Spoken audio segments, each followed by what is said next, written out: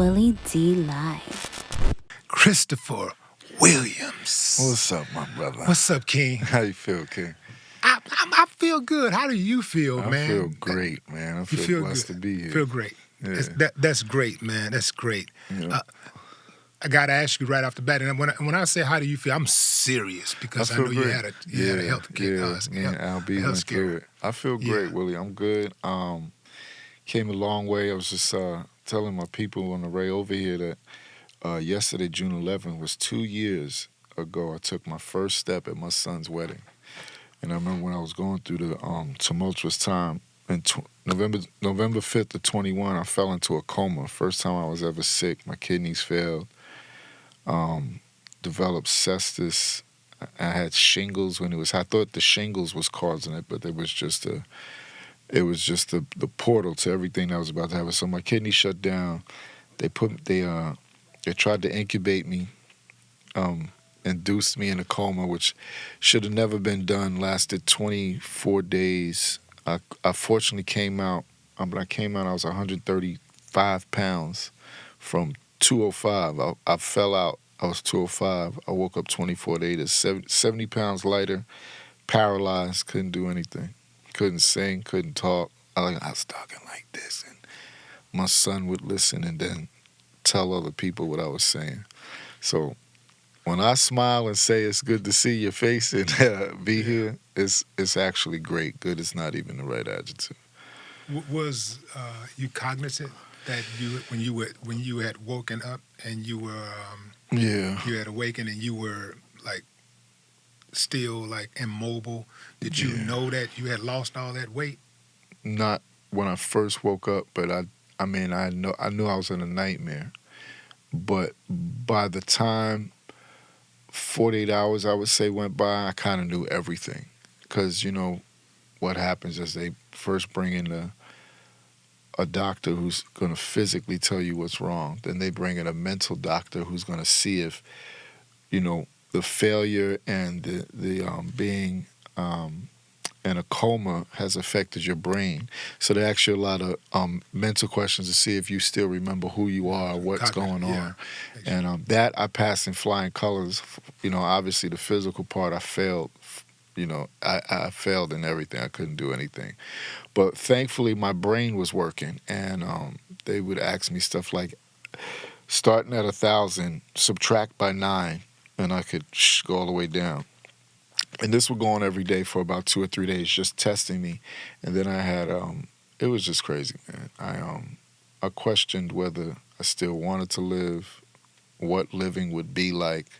And it's funny, the first night I was in the hospital, because I didn't take the vaccination, I had been paying into my insurance for years, but I'd never been sick. And finally, when I needed the insurance, because I had not taken the vaccination, they were playing all kinds of games and other things. So that was a whole nother pressure. But it's funny how, once I got there and they put me in, I was in Inglewood, California, and we used to call it the Dirty Sniff.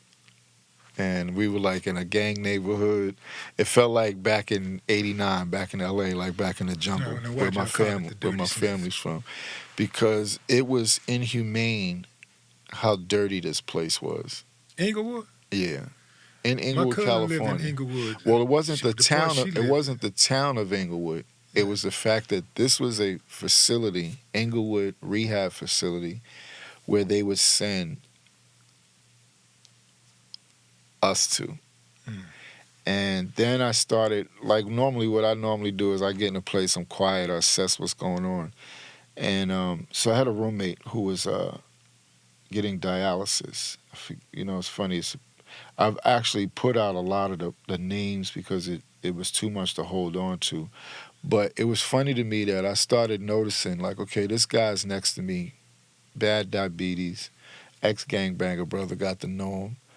And in the morning, they're bringing him high fructose corn syrup for breakfast. And I'm sitting there going, okay, we're supposed to be in here rehabilitating. How do you really rehabilitate a diabetic on high fructose corn syrup? And then I started noticing all that stuff in the hospital. So truthfully, I had major challenges. I gave back all the medicine and went all natural. Doctors told me I was going to die. that I was crazy, this, that, and the third. And doctors are great people. I'm not saying this to discredit them, but you also too have to listen to the spirit inside of you and what's good for your body. I think that Western civilization has gotten to the point when it deals with medicine, it's dealing with the general sickness, not with the individual. And we're all different. You know what I mean? That's why they'll say stuff like you're lactose intolerant. Most of us are, because we were never designed to drink milk past our mama's weaning. That's most mammals. But this system made a lot of money selling milk. That's what you remember the commercials. Milk will do your body make good. it strong. And all that Yeah, stuff. because they can pasteurize it. They can put, for all my street bros, they can put a lot of cut on that brick. And they can turn that into a lot of money. So the result of that is that, you got to understand that there's certain things going on. And again, no doctors, because there were some doctors and nurses in there that were angels to me. They basically, they were gracious enough to let me make my choice, and then once I did, they still didn't treat me inhumanly.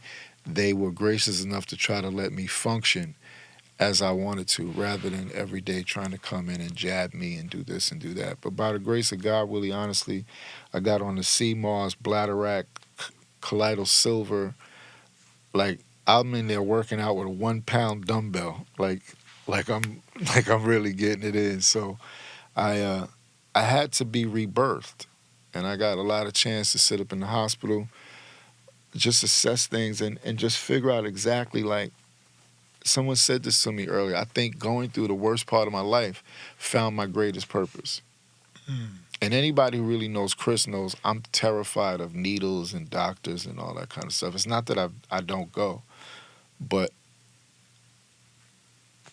there's something about it that just has never sat right. And I think maybe when I was younger, reading the book of Daniel might have affected some of it too. Because given what I do really know about food, food's great. But we've become a society that doesn't eat to live, we live to eat. So there's a difference. And food is great, but you got to find balance in it, especially when you start getting older. And our culture has a certain type of diet that the food is amazing. I think we make, for me, Jamaican and Southern food, that's my favorite. So fried fish, collard greens, all that. But I had to get to the point where I had to make a choice whether I wanted to be healthy or not. Because obviously there was some disease going on in my cells that was causing my kidney and all that kind of stuff to react. So I started just getting real healthy and just started opening my mind back up to the newness of being rebirthed and how I would exist in this time. Because I knew that I wanted to sing again, but I didn't know if I'd be able to. And at that time, I'm still going through a 20-year hiatus of fighting with the music industry over my masters, my rights, my licenses, and stuff like that. So, like I said, I'm sitting in the hospital, and late at night, I would have the greatest revelations about my kids and what I felt I was purposed to do. So this is like the first time me back out. I'm actually doing shows again. And even the people like my rehab people, my nurses and stuff that did wound up sticking out, because I wound up leaving the hospital and actually checking into my condo in Burbank has upstairs, downstairs. So being paralyzed, I couldn't get up the stairs. So I rented out a residence inn in Calabasas and hired 2 nurses, and I healed. I didn't heal myself, but I took the path of natural healing, and I was able to walk again and get my functions back and all. Man, I didn't. For the first time in my life, I woke up every day for 6 months, had no feeling in my body.